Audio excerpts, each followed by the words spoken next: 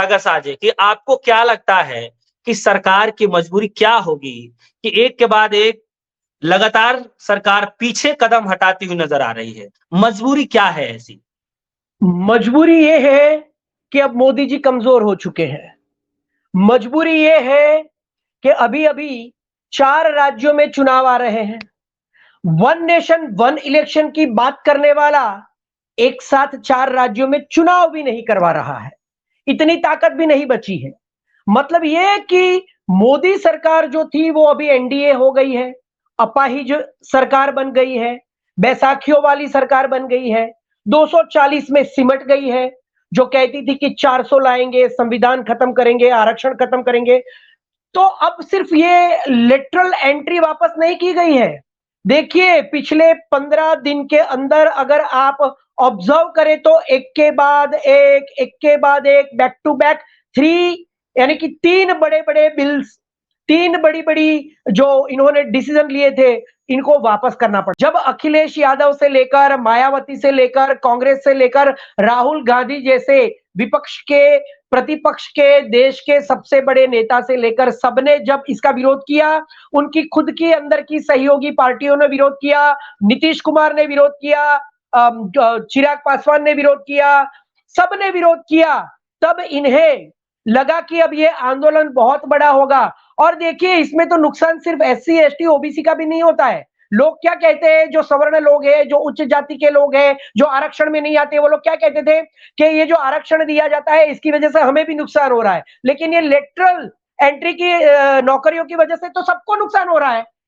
सिर्फ SC, ST को नहीं हो रहा है, सिर्फ ओबीसी को नहीं हो रहा है, जनरल कैटेगरी लोगों को भी हो रहा है। तो क्या सरकार इसीलिए ये सरकार को डर लग गया कि जिस ओबीसी को मैं ओबीसी हूं करके उनके जो वोट्स लिए 10 साल में, वो वोट्स भी जाते हुए दिख रहे हैं। जनरल कास्ट के भी वोट्स जाते हुए दिख रहे हैं। इसीलिए तो विपक्ष का ये दबाव था या उनके सहयोगी दलों का दबाव था सर? इस सरकार को 15 दिन के अंदर 3-3 बिल वापस लेने पड़े हैं। उनके सहयोगी दलों का ये दबाव माना जाए या विपक्ष नेताओं का दबाव माना जाए? देखिए आरक्षण तो पूरे भारत में लागू है। 90% इस देश में जो जाति है वो एससी, एसटी, ओबीसी की है। और मोदी जी ने खुद कहा था कि मैं ओबीसी का सबसे बड़ा नेता हूं। तो जिन ओबीसी के वोट्स लेकर वो सत्ता में आए हैं, उनके ऊपर भी तो समस्या आ रही है। जनरल कैटेगरी के लोगों के ऊपर भी तो समस्या आ रही है, क्योंकि ये नौकरियां तो डायरेक्ट दी जा रही है। तो इसमें तो सभी लोग जुड़ने वाले हैं। सिर्फ मायावती नहीं जुड़ेगी, सिर्फ अखिलेश यादव नहीं जुड़ेंगे, सारी पार्टियां जुड़ेंगी, सारी पार्टी के लोग जुड़ेंगे, उसमें उनकी सहयोगी पार्टी के लोग भी आएंगे। अब जब सहयोगी पार्टी के लोग आएंगे, उनकी वोट बैंक उनके सामने खड़ी रहेगी, देश की सारी जनता उनके सामने खड़ी रहेगी, जनरल लोग भी आएंगे, क्योंकि ये तो डायरेक्ट जॉब दे रहे हैं। अब सर ये तीसरा मौका है जिसमें सरकार को झुकना पड़ा है, पीछे कदम हटाना पड़ा है। क्या वजह आप मानते हैं? देखिए मैंने बताया ना कि सरकार सबसे पहले तो मोदी की रही नहीं। इन्हें जो स्पष्ट बहुमत चाहिए वो मिला नहीं, 240 में सिमट गई है। अब जितने भी उनके सहयोगी हैं या बैसाखी वाले लोग हैं, वो भी तो इनके ऊपर इनके साथ जो इनके ऐसे निर्णय होते हैं जो सहयोगी दलों को भी सही नहीं लगते हैं, तो उस पर ये लोग भी आवाज उठाते हैं। नीतीश कुमार ने विरोध किया था इसका, लेटरल एंट्री का। चिराग पासवान ने भी विरोध किया है, मायावती ने भी किया है, ज्यादातर सभी लोगों ने किया है, सिर्फ टीडीपी ने नहीं किया है। तो अब जब इतने सारे लोग इनके विरोध में आ जाएंगे, तो ऐसी कौन सी सरकार होगी जो अपने दम पर ये पास करवा पाएगी? क्योंकि ऐसा तो होगा नहीं। इसे पास करवाने के लिए बहुत सारा बहुमत चाहिए संसद के अंदर, तो वो तो होगा नहीं। तो इसे वापस लेना पड़ेगा। अभी जब वापस लेना पड़ रहा है, तो ये सरकार इतनी कमजोर हो चुकी है कि वापस लेते लेते भी प्रधानमंत्री ये कह रहे हैं कि आरक्षण के अंदर कुछ ना कुछ समस्या हो रही है, उसका इंस्पेक्शन करना पड़ेगा, इसीलिए उसको वापस लिया जा रहा है। इसको कैंसिल नहीं किया गया है, अभी वापस लिया है। हो सकता है कि जैसे इन लोगों ने 2018 में इसी तरह से लेटरल एंट्री के अंदर 10 लोगों को जॉब ऑलरेडी ये लोग दे चुके हैं, तो ये लेटरल एंट्री को अभी जो एड पब्लिक की गई थी यूपीएससी के द्वारा, उसको वापस लिया है। इस मुद्दे को या इस नियम को वापस नहीं लिया है, तो जब तक इस पूरे नियम को, लेटरल एंट्री को पोस्टपोन नहीं किया जाएगा, ये विरोध जारी रहेगा। ये सरकार 2 अक्टूबर के आंदोलन की जो घोषित किया था आंदोलन, उसकी वजह से डर गई है, बैकफुट पर चली गई है। ये बैसाखी वाली सरकार है, ये मोदी सरकार नहीं है। मोदी डर चुके हैं, हिल चुके हैं, मजबूर हो चुके हैं, लाचार हो चुके हैं, और ये तीसरी बार इनकी जलालत हुई है पूरे देश के सामने। 3 बड़े-बड़े बिल इन्हें वापस लेने पड़े हैं। ये ताकत है इंडिया गठबंधन की, ये ताकत है प्रतिपक्ष नेता राहुल गांधी की, ये ताकत है उन सभी लोगों की जो नरेंद्र मोदी की सरकार के निर्णयों के विरोध में खड़े हैं। लेकिन सर एक कहावत है कि दूध का जला तो छाछ भी फूक फूक कर पीता है, और ऐसा क्या है कि सरकार जो भी निर्णय ले रही है उस पे बार बार पीछे ही हटना पड़ रहा है, सबक नहीं मिल पा रहा है, क्या कारण? सबक इसलिए नहीं मिल पा रहा है क्योंकि हमारे देश के प्रधानमंत्री को झूठ बोलने के सिवाय कोई आदत नहीं है। वो किसी की बात नहीं सुनते हैं। इतने अपमान होने के बाद भी उन्हें कोई फर्क नहीं पड़ता। लाल किले की प्राचीर से 15 अगस्त को हमारे देश का प्रधानमंत्री कहता है कि महिलाओं के अत्याचार पर अब कड़ी से कड़ी कार्यवाही की जाएगी, लेकिन यह कार्यवाही सिर्फ बंगाल में दिख रही है, इन 3 राज्यों में नहीं दिख रही है। यही वजह है कि आज देश के प्रधानमंत्री के ऊपर किसी को विश्वास नहीं है इस देश के अंदर, इसीलिए देश का प्रधानमंत्री कमजोर हो चुका है। जो वो सर कुछ लोग ये कह रहे हैं कि राहुल गांधी की ये ताकत है, सुनिए सर कुछ लोग ये कह रहे हैं कि ये राहुल गांधी की ताकत है जिसकी वजह से पूरी मोदी सरकार डर रही है। ऐसी क्या खास बात है राहुल गांधी जी में जो डरा के रखे हैं?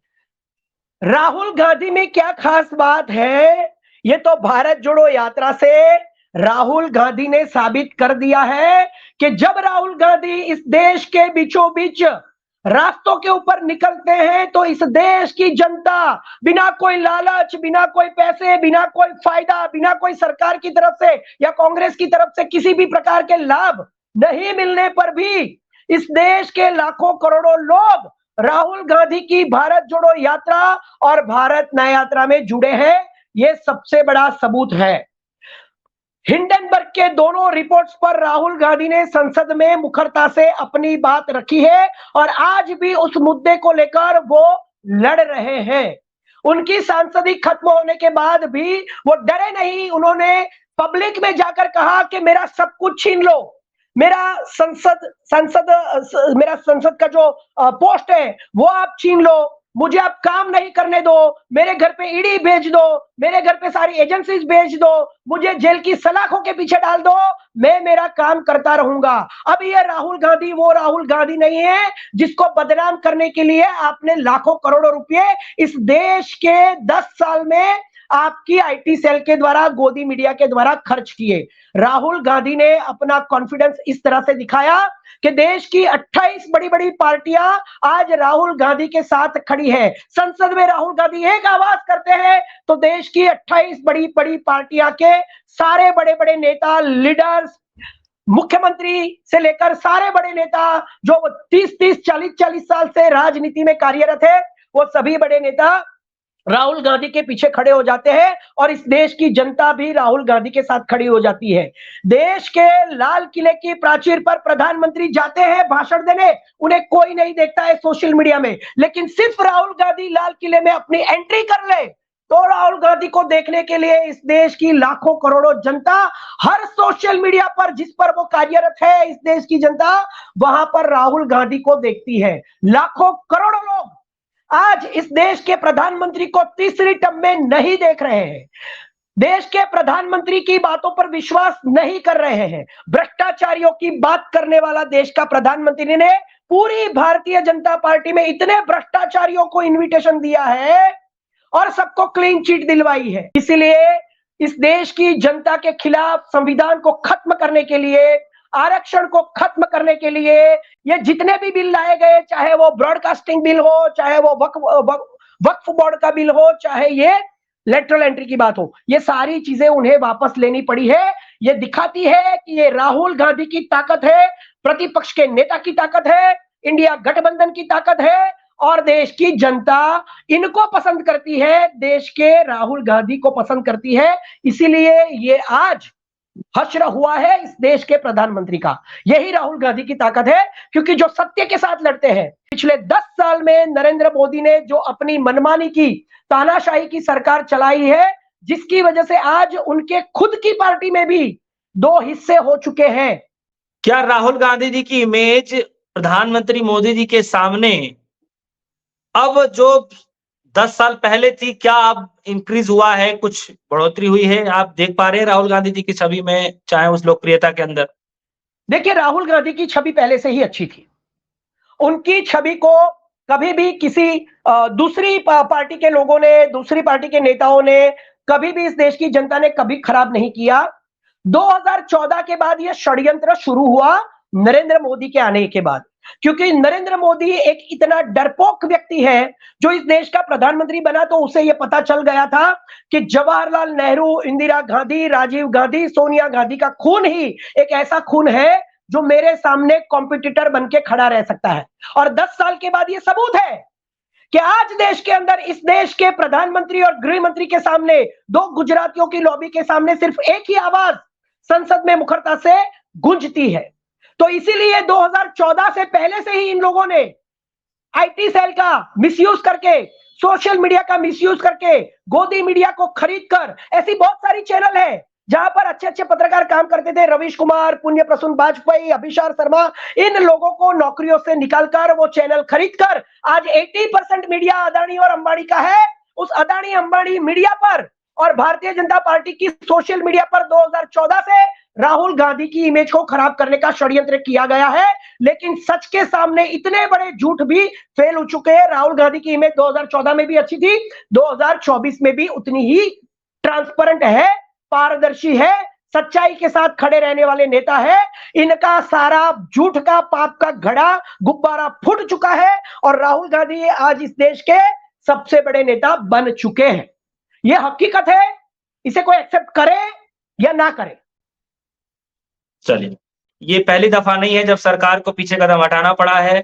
10 से 15 दिन के भीतर ही ये तीसरी बार है जब सरकार ने पीछे कदम हटाया है, सरकार झुकी है। हालांकि सागर शाह जी गुजरात से आते हैं, इनकी बातों को लेकर के आपके मन में क्या कुछ चल रहा है, वीडियो के कमेंट सेक्शन में जाकर के जरूर बताइएगा। फिलहाल के लिए दीजिए इजाजत, देखते रहिए सोनी, धन्यवाद।